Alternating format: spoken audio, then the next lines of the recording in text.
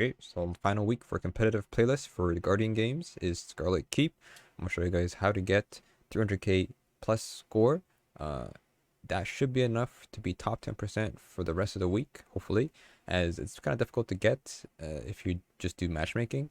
I recommend to do LFG to find a group that is actually, in the title, emote finisher, you know, just no mic, whatever. Just make sure you do all yellow bars, orange bars, and champions. Make sure your team is doing that.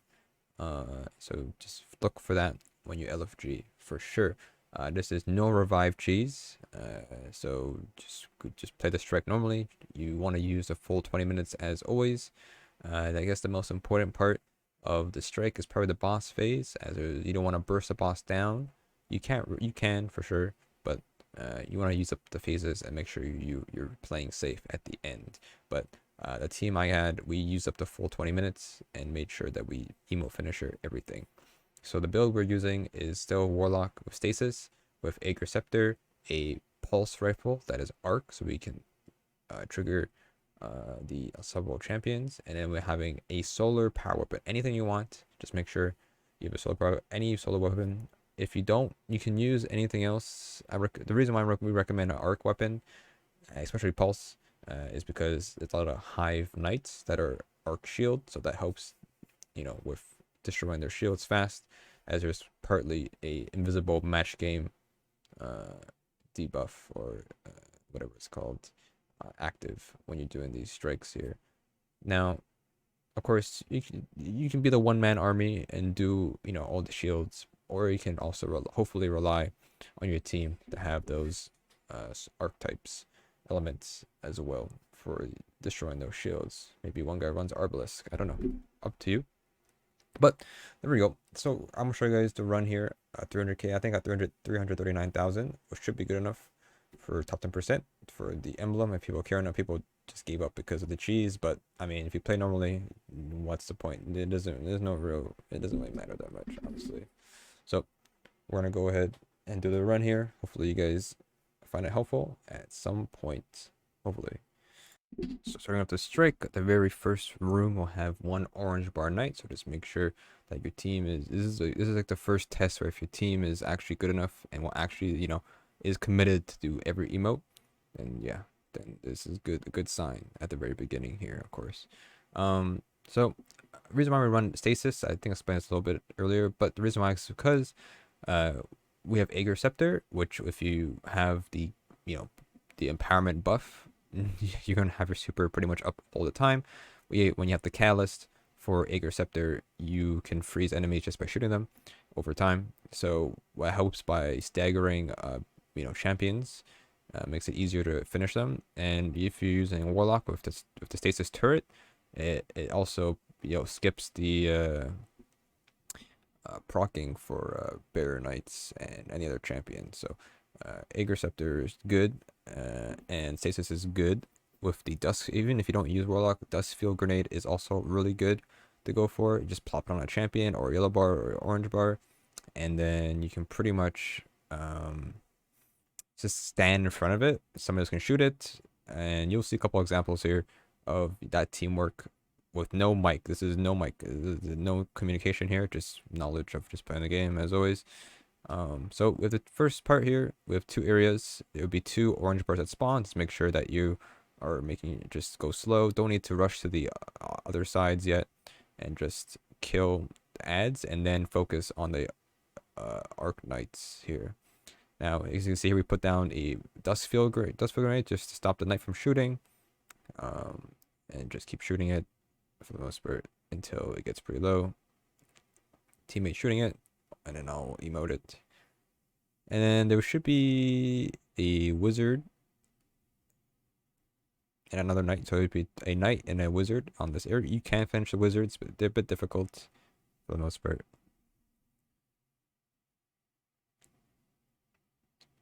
But this is where you need your solar weapons, but you gotta be careful. Using a very strong solar weapon is difficult because you might kill them in one shot because they're very weak.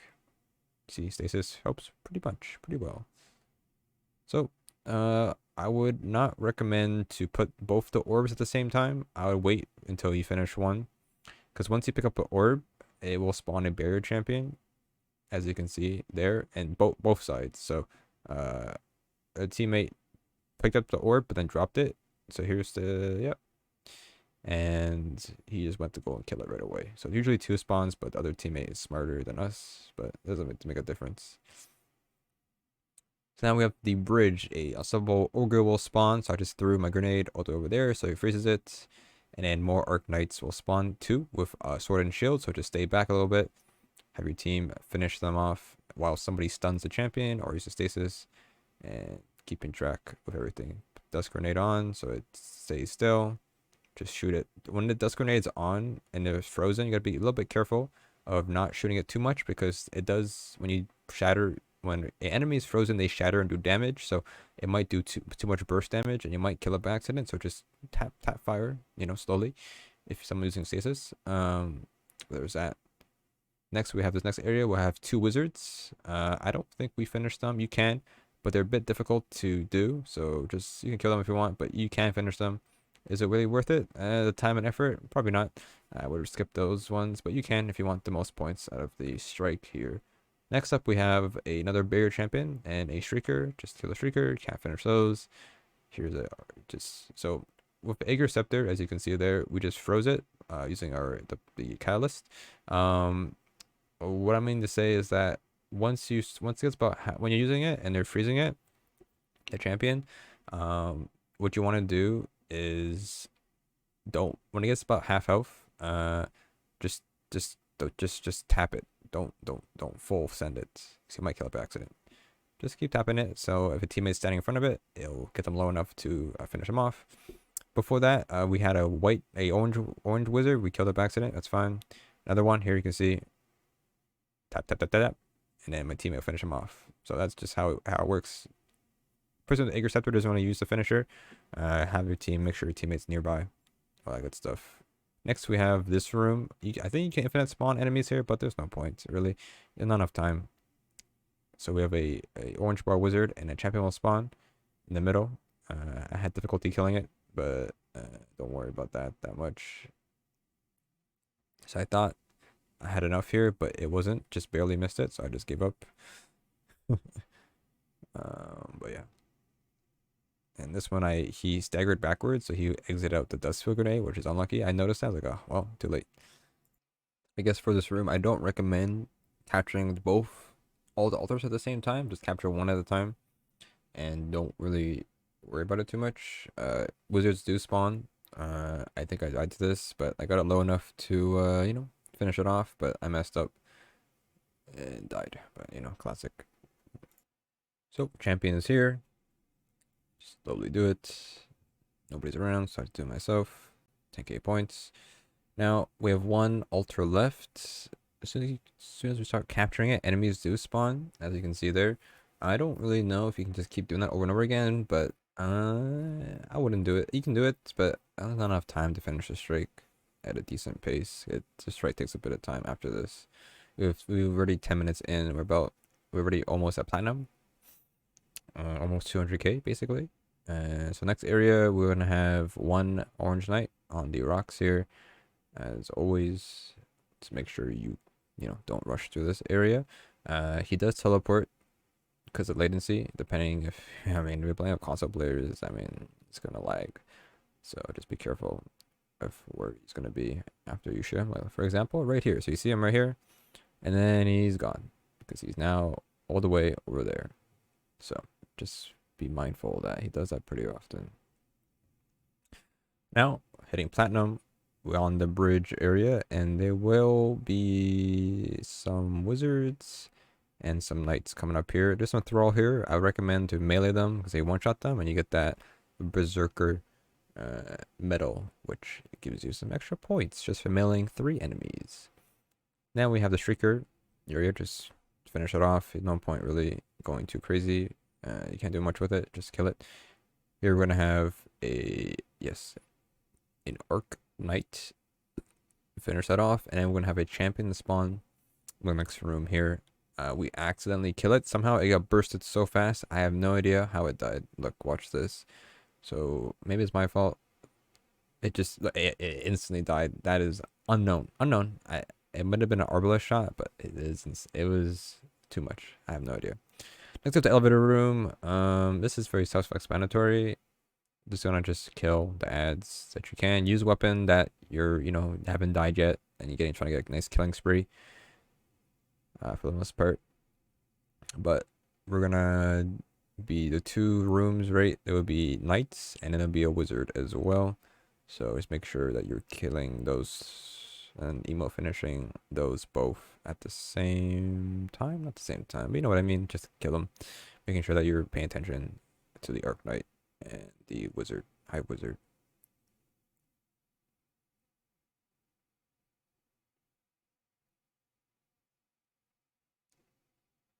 As always, emo finisher.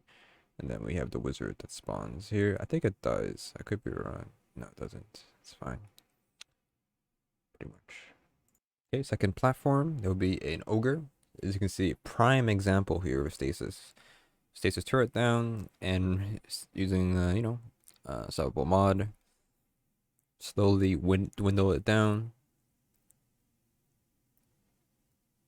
There we go. Someone just waits by and uses the emote. And then we have the two wizards at the end over here. And I had some trouble here.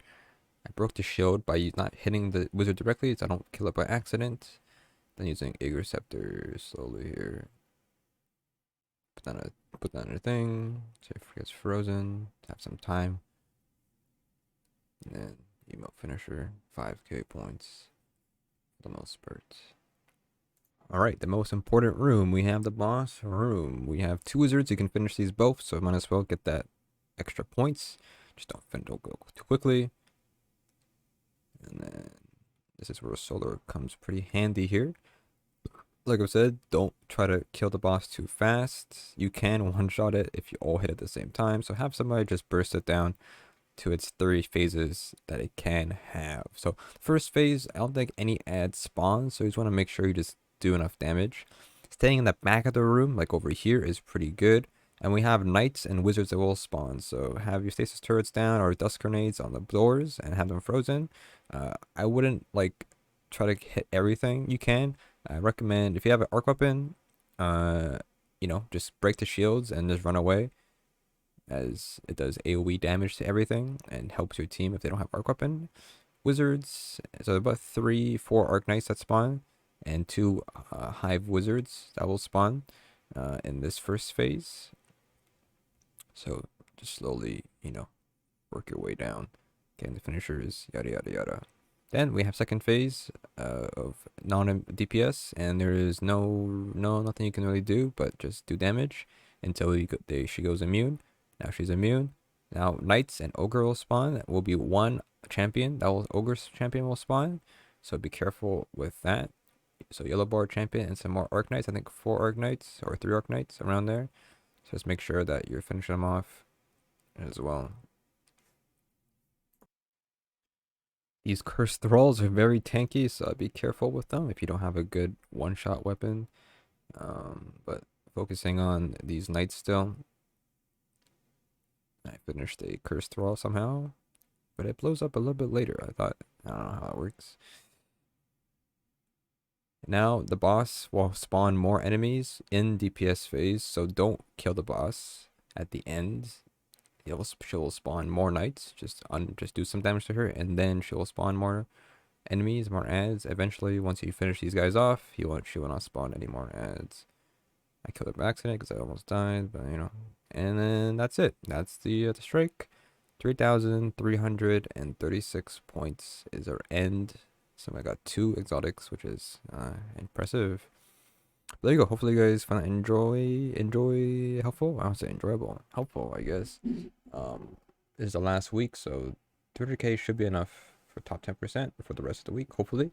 And should be getting your emblem. Next week is the season of the haunted, possibly what it's called. But I'll be streaming that on Tuesday, probably Wednesday as well.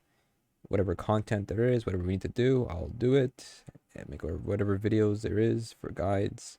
And then Friday, a dungeon with exotic and exotic catalyst. I'll be streaming that on the day of when it comes out, and do a blind, and maybe people who come from the stream If you want to do it with me, I'm a very fast learner and very good at the game, totally. But if not, I'll just LFG some random people. But yeah, it's really fun doing blind dungeons on the first day, so it should be really fun to do. But if there's a guide needed, I'll make one for it. But it'll be very hard to do. But we'll see. But hopefully, you guys enjoy that.